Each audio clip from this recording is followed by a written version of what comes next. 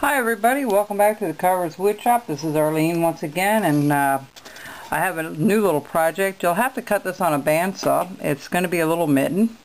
You can use it as an ornament in a tree, or you can use it as, you can stand it up if you want to make a pair of them for winter time for a little decoration. Or if you want to, you can put a slit in here and maybe put some business cards in it or something. So here's something new. I thought of this idea when I saw something in a store, and I thought that might be interesting to carve this, and it'd be very simple for the beginner. So what you need to do is make a cutout of like the profile or the front of or the top of the mitten, and it's about 1.5 inches wide at the bottom. Or thickness is actually a little bit more, it's about 1.25 inches, 3/4, and then coming down it's a little more like 3 1/8 inches long, and the thickness is just like 1 1/8. Okay, so that's the dimensions of this project. You'll need a knife, you'll need a strop, put on your thumb guard and your glove. And I'm just going to show you a couple of my knives here. I just sharpened up on the Tom's machine, that massager that I bought. These are all Rough Riders, okay, that I have. And then I have a stationary knife that I use quite frequently as well. But these are the ones that I'm going to use most of the time. You'll see me switching out to one to the other. But these are all Rough Rider knives. I do like them, and you know, everybody has their preference on what they like to use. Now, what I did was, all you need to do is draw a line at the bottom of the mitten. Now, I'm going to show you something here.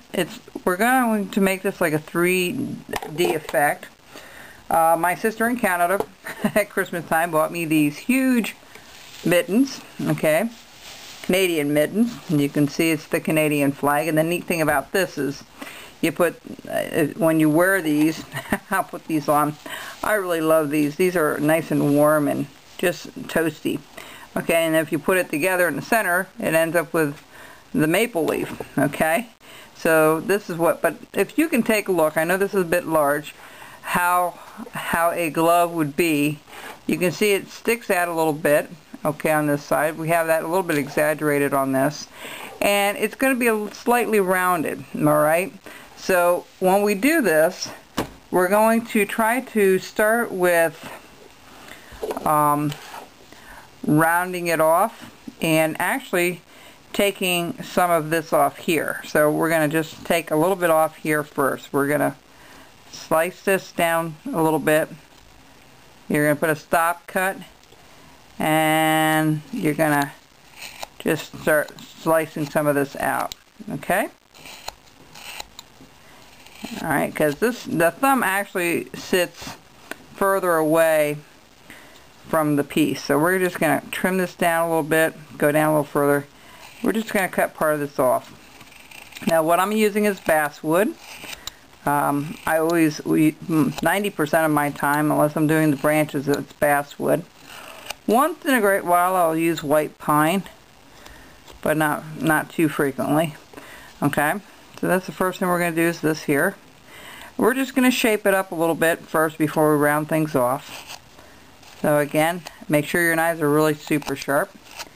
If they're not sharp, it's not going to help you at all, you know, with carving. But okay, this is what we'll do here. Alright, we're going to trim some more of this off here. Alright, so that's the first thing. The next thing I'm going to do is I'm going to round off the top here.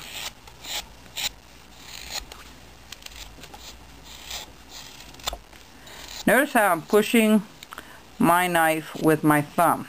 See the control I have on that knife when I do this? The knife isn't flying everywhere, which you don't want that to happen. We're going to go over here to the other side. Now the grain on this, folks, it's running up and down. Now the nice thing about this, you could use this if you wanted to a little mitten. You can make a little mitten for a baby for its first Christmas is an idea for you. I was going to get away from Christmas, but when I saw this was after Christmas I saw this, and you know, they were selling the ornaments really cheap and stuff, and I saw something similar to this, and I thought, hey, that would be fun to make. Now here at the bottom we're going to just put a stop cut. A stop cut is just simply pushing your knife in, making a line with your knife that's where the cut will stop when you slice it. Okay, that's where we want it to go. So I'm going to keep trimming some more of this off. I'm not going to sand this. You know, I'm going to leave it that you can see the knife marks on it. I think that makes it a much more interesting piece when you can do that. Again, don't rush through this. Just take your time. Especially if you're a beginner, this will teach you roughly how to, you know, feel the direction of your woods and such. And you know, it's just a nice way to learn. Now I'm cutting across. Now if your knife is really super sharp, you should be able to cut across like I just did. This is air dried basswood. I got this out of Michigan. I met a guy up there that when I was on one of my trips, and I was looking for basswood locally grown there, and this is what I came home with.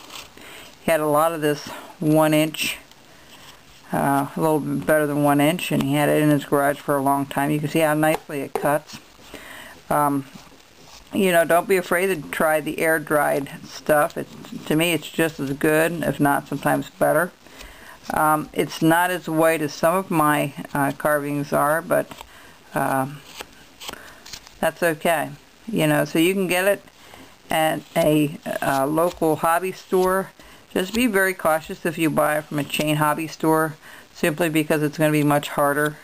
My experience, it's not a very soft wood. It will say basswood, but somehow I don't know why it's much harder than anything else that I find.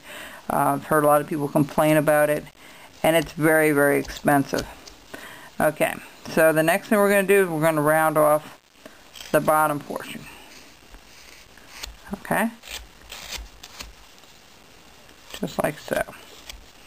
Again, we're going to push this in, and I'm just going to kind of put this together here, a little V-cut.